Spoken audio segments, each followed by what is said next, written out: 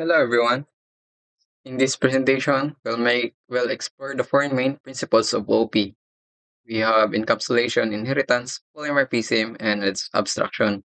Okay, so by the end of this video, you'll understand how these principles help organize codes to be more maintainable, sus- reusable, and efficient. Okay, so let's start with encapsulation. What is encapsulation? So is Encapsulation is about binding the data or attributes and methods functions that operate on data within single unit or class. Encapsulation helps protect the data from being accessed or modified directly by making some attributes private and providing public methods to interact with them. So ang pasabot sana is in summary, encapsulation is to make sure that sensitive data is hidden from users. So kana nga data sa lang siya, sa sa isa ka classes lang na siya dapat ma-access. Then ang mga pag-execute niya katora ang ma-access sa users, pero ang mga data is dili dapat ma-access sa users.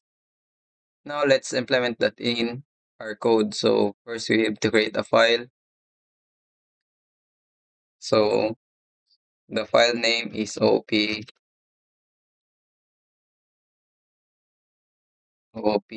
principles. Ay, mali.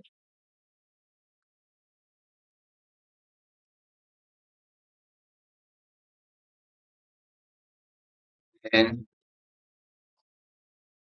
P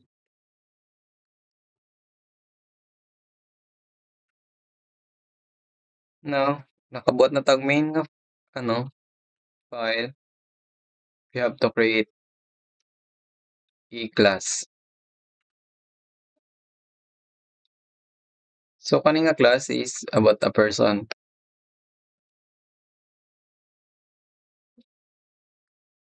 Yeah. Ay, so kani nga klase is kuha na lang, program na 'tong about this car.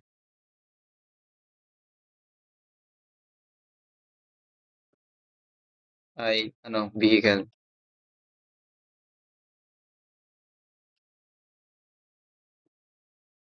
So unsa ang encapsulation? So ang encapsulation, so nakaingon dito ganiha nga dapat ang mga attributes niya is private. So meaning, kani nga class is diri lang dapat ma-access ang ano, ang kato nga ang mga attributes or mga kuan, so mga data. So ang attributes mo ni siya ang kuan, private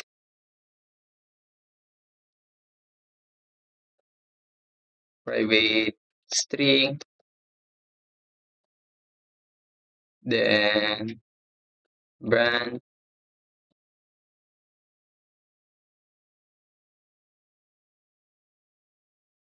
so ingano lang siya. So kaning brand niya is dapat ano, kaning brand niya is dapat sa vehicle nga class lang siya ma-access. So unsa man ni pag-access sa main class? So ma kuana unya. So first is magbutang tag constructor. So vehicle, so same string brand.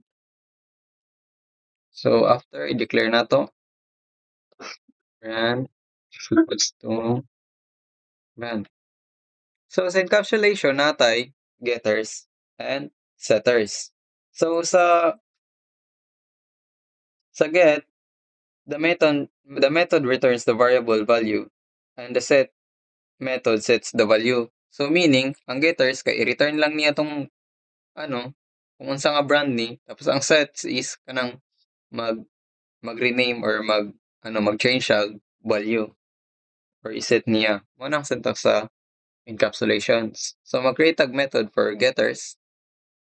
So pag getter siya, so nakabutang dito return value. So ang ibutang nato diri public string. Return value man siya get vehicle.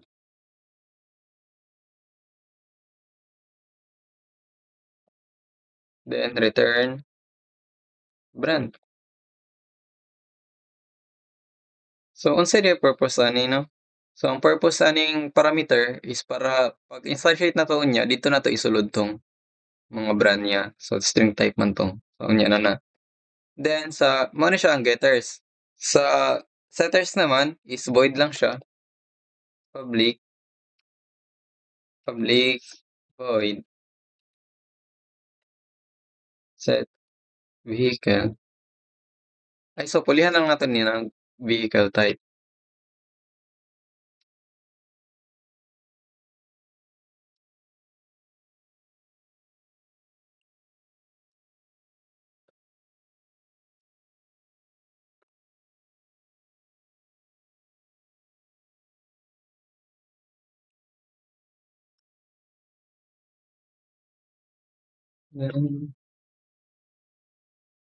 Then set vehicle. Then sa setters, para i-change nimo na, siyempre but nga nato siya og parameter. So string vehicle,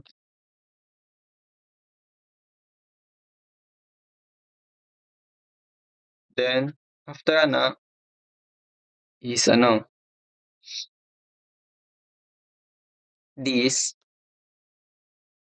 dot vehicle type is equals to, so mao ni siya ang setters. Then i-print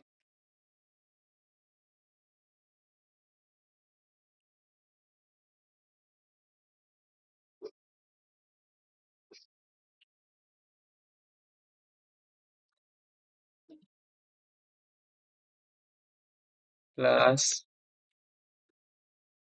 this vehicle type.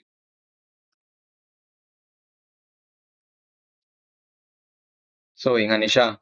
Naa na tay getters and setters. Mao na sa encapsulation.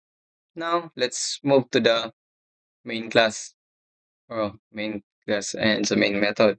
So para ma-access ni siya, ingon ako ganiha kaning vehicle type is dili na siya ma-access. Ang ma-access lang sa users is kaning mga method lang niya. Kay tungod kaning vehicle type is sensitive kaayo ni siya. Mao ni siya mga value nga dapat i-keep lang.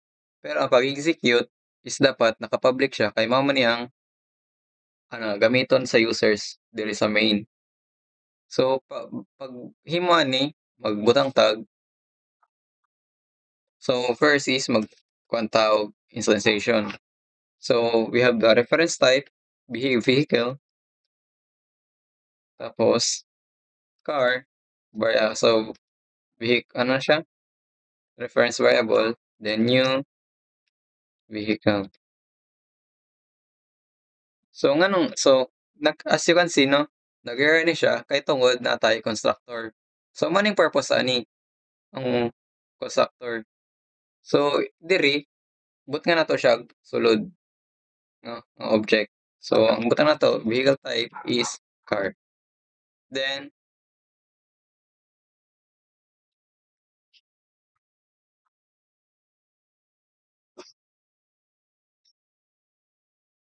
so pulihan nato siya, pulihan nato ni para masabtan. Then para ma-access 'to nga method is i-call nato ang reference variable name vehicle dot first thing we have to is get vehicle. So pag i-print nimo na siya, so wala siya nagawas 'no kay wala man gud siya na-print diri. So pag i-print na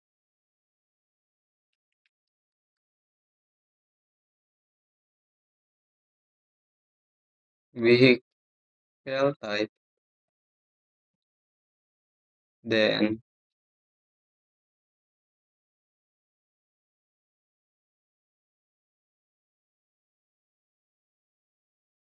ani. So ang nakabutang man diri nato is car, so i-print dapat niya is car. Wait lang.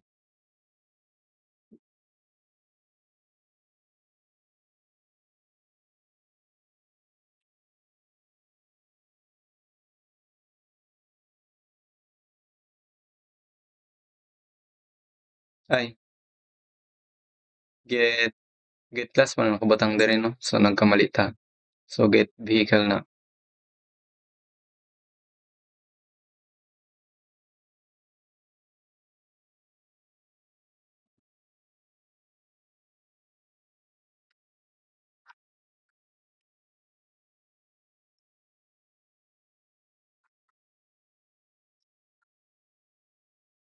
So ingani siya.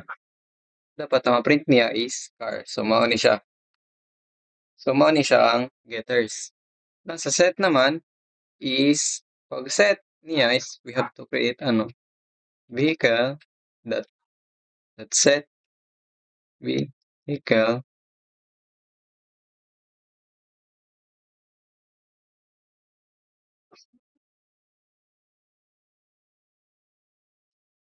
Okay, so error siya no. Kay tungod kani nga method is naay parameter. So ang parameter, so i-set nato ni siya, wala na siya og proc.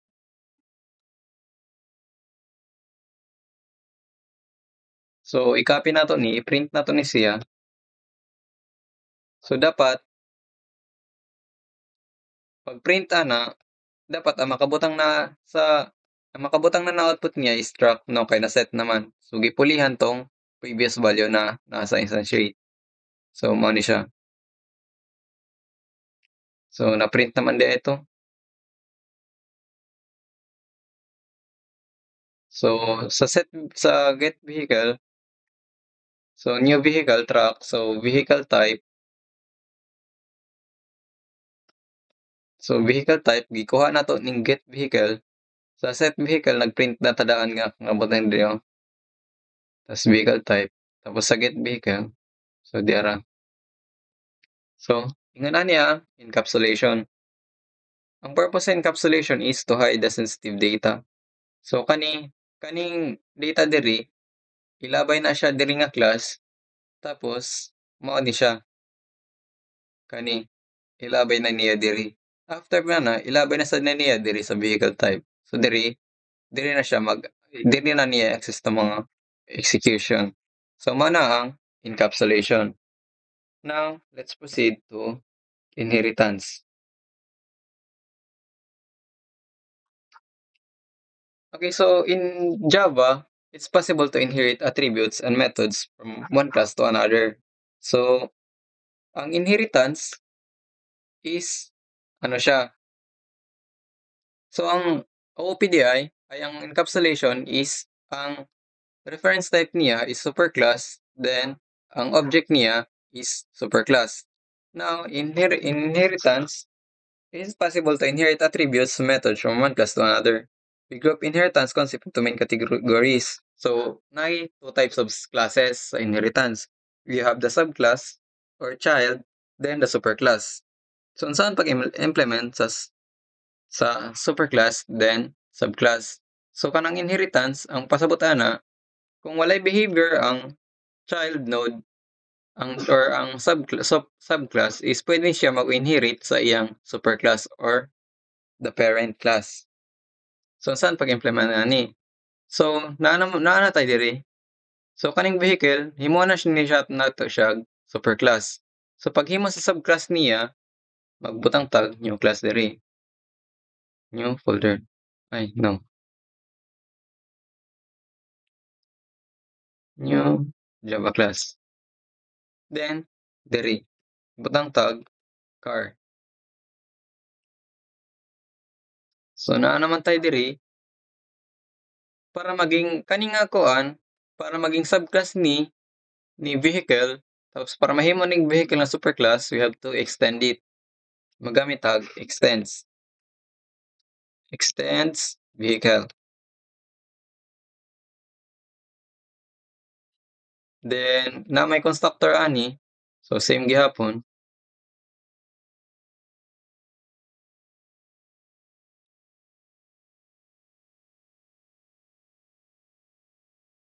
Okay, so What if wala unsa nato ning constructor niya? Ay, comment na lang nato ng constructor unya na ta magkuan. Okay, so extends vehicle. Now, naa natay kuan, car extends vehicle. Then maghimo tag method diri.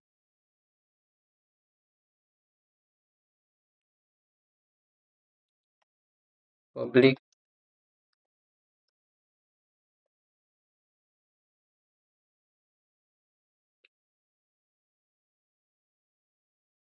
okay, so first maghimo na lang tag method sa diri.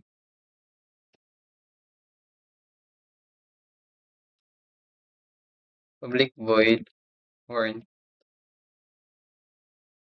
Then ay,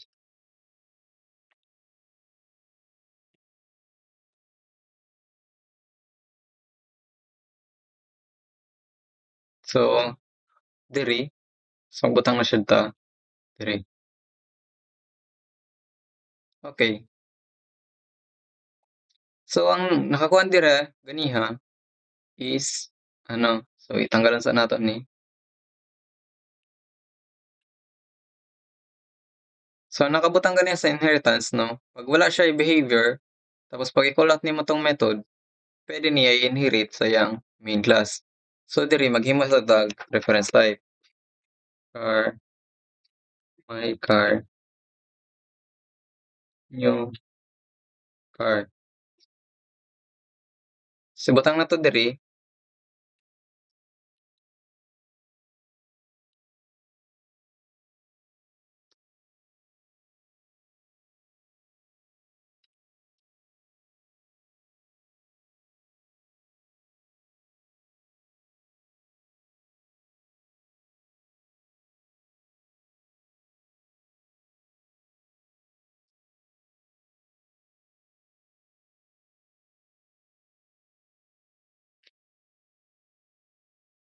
ay wait lang.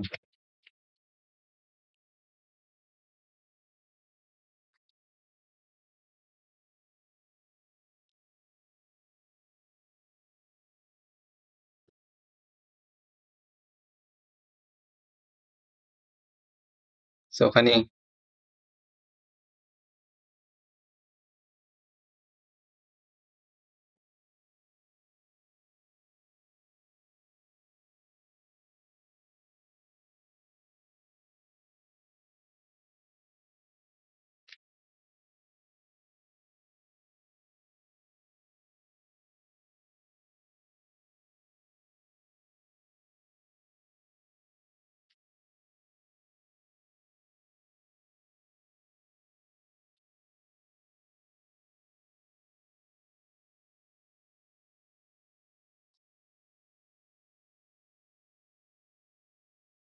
so dira.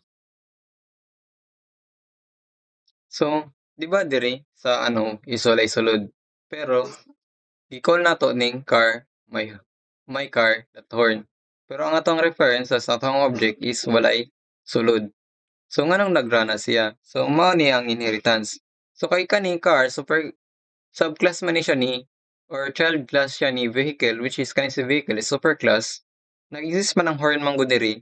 So kanang method nga wala exist dito is i-inherit siya diri sa subclass. Mao na siya ang kuan. Pero if ever magbutang tag sarili na behavior diri, public void horn, then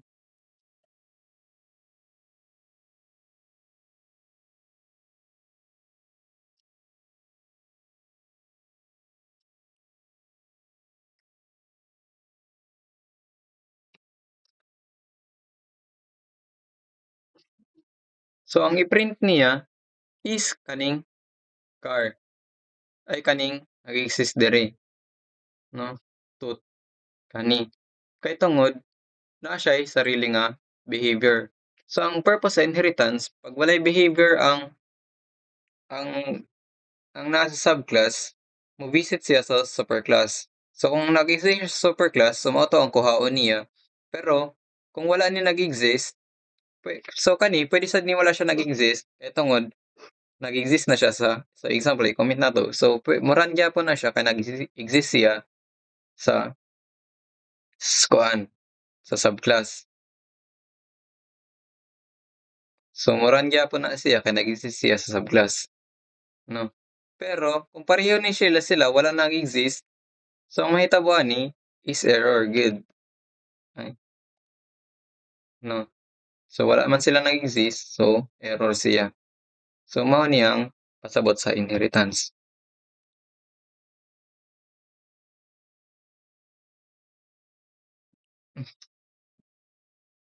Now let's proceed to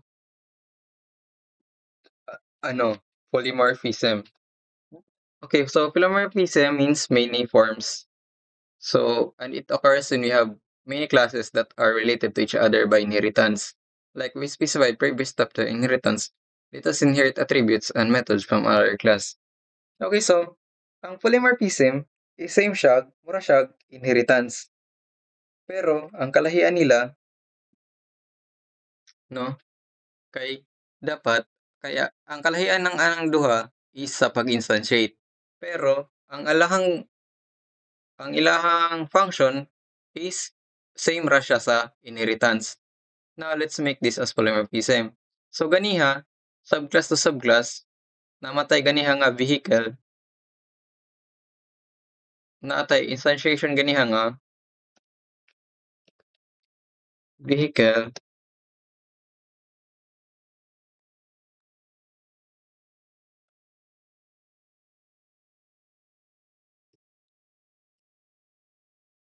so kani nga kuan, so ang reference type niya vehicle, tapos ang sa object niya is vehicle din which is the superclass to superclass, mao ni siya ang encapsulation.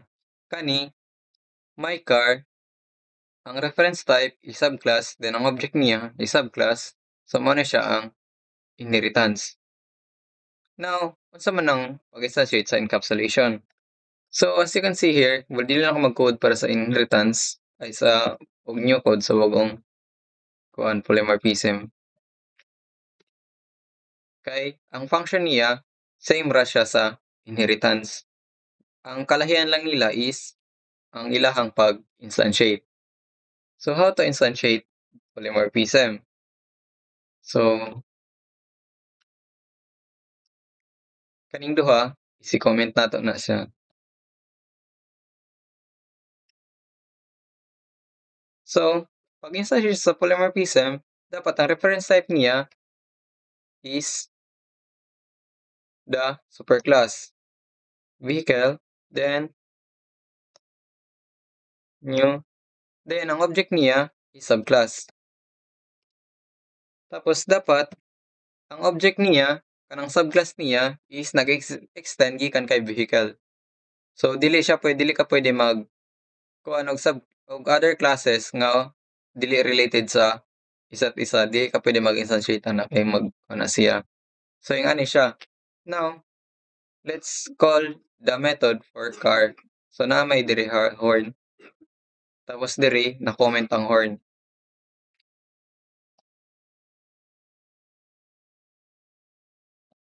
Okay, so nganong nag-error ni siya? So, okay, so as we look to our ano, to our reference type vehicle, tapos car. So kaning method horn, ano siya makita? 'Di ba diri sa subclass. Then sa vehicle, wala nag-exist ang horn kay naka-comment. Pero ang purpose sa polymorphism is ang kuan is dapat ang method nga i-call out nimo is nag-exist siya both or kaya sa kuan lang subclass. Pero dapat kung nag-exist siya sa subclass, dapat nag-exist siya nag-exist siya sa ano, superclass. So maong error ni siya. So example here, so pag itanggal nato ng comment, yan na siya. Pero unsay kuhaon niya na output? Kaning beep ba or kaning tooth? So masayra na. So ingani siya. So pareho gyapon siya sa sa inheritance. Ang kalahian lang gid niya sa instantiation 'no. Dapat ang polymorphism sagutan many forms, pero ang kuha niya, ang reference is subclass, then ang object ay ang reference is superclass, object is subclass, then kanang mga method nga i-call out nimo is nag-exist both or bisan sa superclass lang, bisan sa superclass lang. So, example here, tanggalan nato ni, comment nato na, now, as you can see na wala siya nag-error 'no. So pag-ira nato, ang i-call out niya is kaning bip-bip, so mag-inherit gyapon siya. So mao na ang polymorphism. Ang kalahian lang gid niya sa inheritance is sa pag-instantiation. So now let's proceed to abstraction. Sa abstraction naman, data abstraction is a process of hiding certain details showing essential information user. Abstraction can be achieved either abstract class or interface, which you can learn. Okay, so abstract class is restricted class that cannot be used to create objects. So abstract method only in abstract class does not have a body. So example, kaning vehicle, himo natin siya abstract class.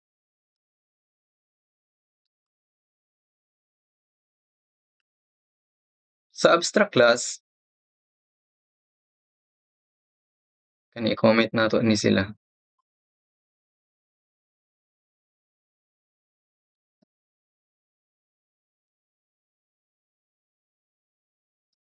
Sa abstract class naman, ang method niya is dapat dili ka ang method niya is dapat walay sulod.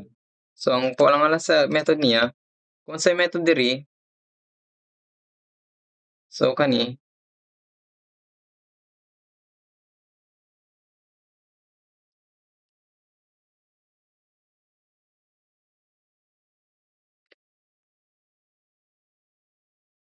or so ingani lang ang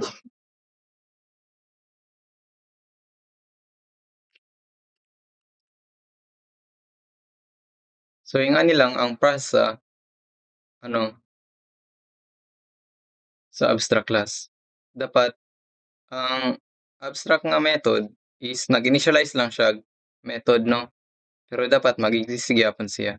So ingani siya. So same gyapon sa pag-instantiate na gyapon puwede gyapon nimo siya ang reference niya is ano, puwede sad kato, polymorphism. Ang kalahian lang nila is magbuhat kag sarili nga ay mag-initialize lang kag method diri.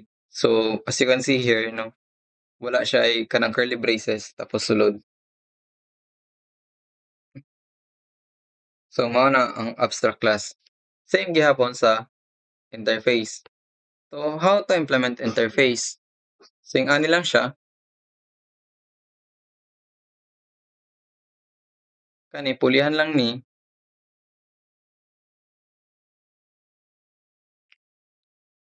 interface tapos kani tanggalon lang ang abstract, then kani pulihan na siya implements. So mao na siyang kalahian sa abstract tapos interface. So ngano magamit man kag interface 'no? Kaysa kay ang abstract limited lang siya tapos ang interface is puwede naman siya magamit anywhere.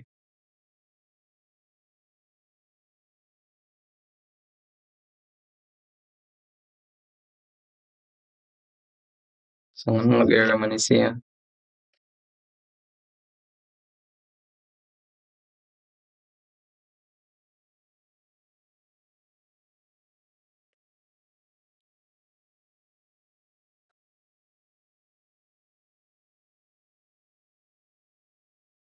So ingana lang mao ni siya ang